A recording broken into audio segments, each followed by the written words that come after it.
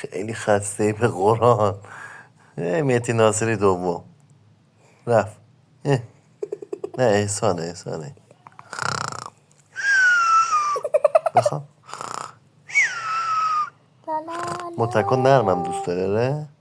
نخونش هم که خیلی یه پاش اینجوریه یه پاش اینجوری. یکی پا یکی دستش بیشتر تا یکی دوتاش پا باشه.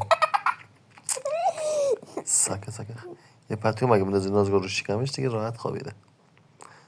بلنش یه پتو براش بیار سردشه. بلنش دستو یواش بزن.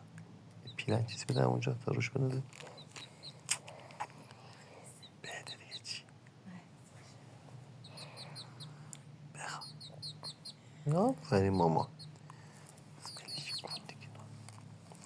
بخواب عزیزم بخواب بابایی. تخت تو میخوای؟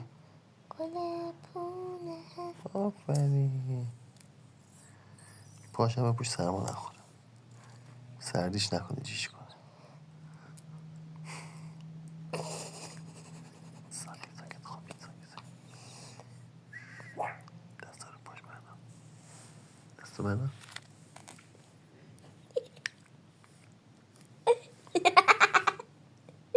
ببرید مامان. دستو بردم. هیچ دیگه ما جوجه نداشتیم که اینجوری لش کنه اینجا بخوابه که جوجه دارم شد.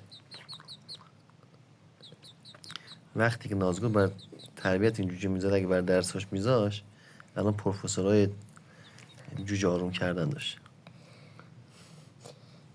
مگه داریم مگه میشه جوجه اینقدر خسته.